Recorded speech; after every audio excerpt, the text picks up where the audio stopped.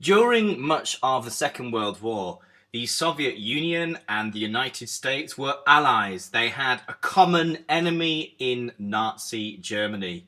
Here you can see a piece of American propaganda on the right. This man is your friend, and there's a smiling Russian soldier. It's very clear because he's labelled Russian, and you can see the communist emblem on his helmet. He fights for freedom. So during the war, there are very positive images of the Soviet Union in the American press. Stalin, who murdered millions of his people back in the 1930s, is referred to as Uncle Joe. He's referred to affectionately in America during the war because there's an alliance, a wartime alliance and a common enemy. So the question we're going to ask ourselves in this lesson is this: why did the wartime alliance between the USSR and the USA break down and eventually, as we will see, lead to something called the Cold War?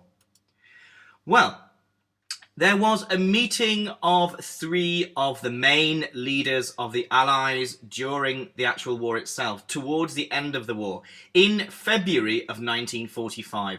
It's clear by this time that Nazi Germany is going to be defeated, and so the three leaders meet at Yalta. That was in the Soviet Union. Stalin didn't want to leave the Soviet Union for a conference, so the other two leaders went to him. So there's a meeting at Yalta in February of 1945. You probably might recognise these people. On the left, you have Churchill, the Prime Minister of Britain. In the middle, you have Roosevelt, the President of the United States. And on the right is Stalin, the leader of the USSR. You might recognise Molotov, actually, behind Stalin, of the Molotov-Ribbentrop Pact there, with his distinctive glasses and moustache and hat. Right. So, why did they meet? They wanted to discuss the shape of the post-war world. After the collapse of the Third Reich, the collapse of the areas controlled by Nazi Germany, what was to be the future of those areas? And also the future of post-war Asia in Japan also. There was a big area, literally a big area, of disagreement, and that was the future of Poland. They did strongly disagree about the post-war shape of Poland, who was going to be in charge, who was the government going to be, and so on. Let's look at the attitudes of the leaders at the Yalta Conference. So let's begin on the left with Roosevelt, the President of the United States. By this stage, he was actually very ill. He'd be dead within a couple of months before the atomic bombs land on Hiroshima and Nagasaki, before the end of the war. He did want democracy to be set up in Eastern Europe. Remember, Eastern Europe at this stage, the Red Army has advanced through Eastern Europe as it's moving forward to try and defeat Nazi Germany. So the Red Army is in these areas, and, Roosevelt does want democracy to be established in Eastern Europe. He does want to trust Stalin, though, because he thinks if we expect Stalin to trust us, we must trust Stalin. And he wanted the United States and the USSR to remain on good terms after the Second World War. Well, the figure in the middle is Winston Churchill, the Prime Minister of Britain, and he had a different attitude.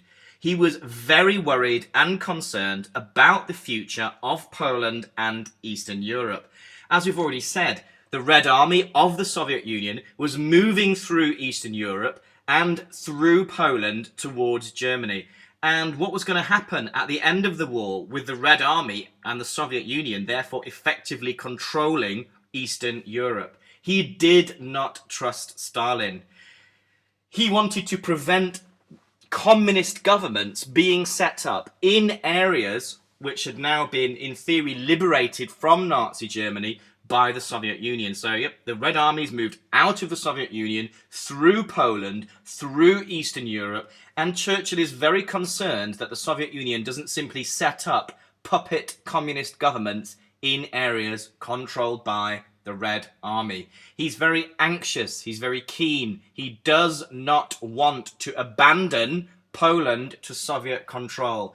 Britain and France actually went to war with Nazi Germany over the issue of Poland. And he doesn't see any point in going to war to defend Poland from fascism to simply abandon Poland to communism. Stalin obviously has a different perspective from the other two. He is especially obsessed with the security of the USSR. He has seen forces of Nazi Germany invade the USSR through Poland, and he wants to keep control of Polish territory. He wants to keep control, in fact, of all the territory that the USSR gained back in the Nazi-Soviet Pact of August 1939. He is worried about Poland. Again, it's right on his western border. And he wants to make sure that the new government of Poland is friendly to the Soviet Union. Again, it's important to stress the USSR had been invaded twice through Polish territory in World War I and World War II. And Stalin therefore wanted to establish a zone of influence of friendly governments in Eastern Europe, governments friendly to the Soviet Union, for the safety of the Soviet Union, to protect it against future attack.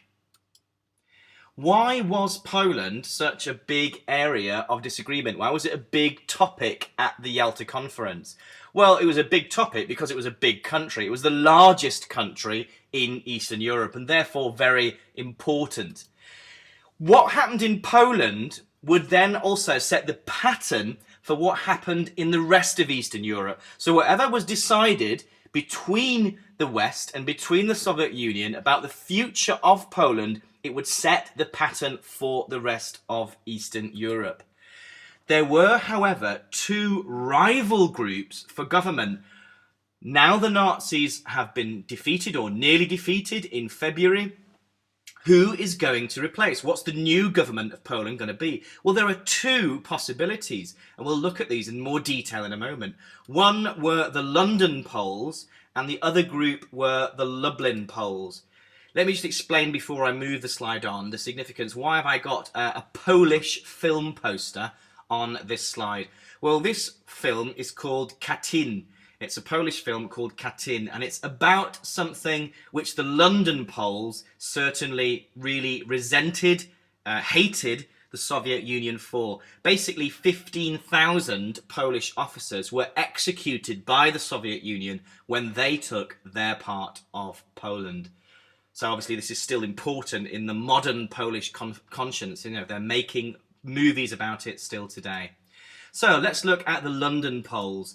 The London Poles were made up of some members of the Polish government that managed to flee before the Nazi and the Soviet takeover of their country was complete. They fled first to Paris, and when it looked like that was going to be overrun by the armies of Nazi Germany, they fled to London. They formed a government in exile. So 1939, 1940, they regard themselves as the Polish government in exile. They are very anti-Soviet. They hated Stalin and they hated communism. They had no especial love of Russia because Poland had actually been part of Imperial Russia also before the First World War. And they didn't want to be dominated by Russia again, especially with Stalin and communism. They hated Stalin because of the Nazi-Soviet Pact, which had effectively agreed to carve their country into two, to cut their country into two and share it out between Nazi Germany and the Soviet Union. Another reason I've already mentioned, another reason to dislike the Soviets was the Katyn massacre. When the Soviets moved in to take over eastern Poland, Stalin was very careful, very anxious to remove, to liquidate, to execute people that could potentially be a threat to the Soviet control of Poland. And 15,000 Polish officers in the Polish army were murdered, were executed in the Katyn forest. Yet another reason for the London Poles to dislike Stalin and communism is that they were largely Catholics. They believed in the Catholic religion. So obviously, as the communists were opposed to all forms of religion, that's another reason to dislike the communists. And many of the London Poles were also landowners. And of course, Soviet communism was against the private ownership of land. So as landowners, again, they're not going to like communism. What about the London Poles? Who were the London Poles? Sorry, not London Poles, the Lublin Poles. We moved on from the London Poles. So who were the Lublin Poles? They were set up by the USSR in July 1944, so towards the end of the war, when Stalin recognises that he'd like to have a government to put in place at the end of the war, a government friendly to him. They met in Lublin, hence the name the Lublin Poles, and they were basically, this group was made up of Polish communists that Stalin knew he could trust. They would be loyal to Stalin, they would be loyal and friendly towards the Soviet Union. Stalin actually doesn't say that, but I think you get the point. So let's look next at quite a tragic and a heroic episode in Polish history, and that's the Warsaw Uprising. The London Poles, it's towards the end of the war now, and the London Poles want to make sure that there is some sort of government in Poland before the Red Army takes complete control of Poland. So they want to make sure that they have a say in the future of Poland. So they encourage the Warsaw Uprising in August of 1944. This was an uprising of Polish resistance fighters, basically many ordinary men and women who managed to get hold of some arms, some weapons, and they attacked the German army in Warsaw. Now, the Soviet army was actually advancing towards Warsaw and probably could have made it to Warsaw to help the Warsaw Uprising. But why didn't they do that? They deliberately held back and did not support the Warsaw Uprising. That's because Stalin didn't want to see the London Poles take over after World War II. He wanted to see his friends, the Lublin Poles, take over. So what happened in the Warsaw Uprising? Again, this photograph on the left, you can really get the idea that it's ordinary citizens taking up arms against the German army. Well, unfortunately, it was ordinary citizens taking up arms against the German army. The German army was retreating, but it was still a highly trained, mechanized army with all of their equipment. And without Soviet help, the uprising was smashed by German forces. 300,000 Poles were killed in Warsaw and around Warsaw. The survivors of Warsaw were all sent to concentration camps, which meant that by the time the Red Army did arrive in the smoking ruins of Warsaw, they arrived to a desolate and empty city. The Red Army did therefore control all of Poland. So I hope you've got some idea there of some initial disagreements between the West, between Churchill and Roosevelt and Stalin, the different attitudes of the three leaders and how these might cause problems in the future. Before we end, here's a particularly poignant image. This is an image of some survivors, some women and children, being evicted by the German army and sent to concentration camps after the Warsaw Uprising.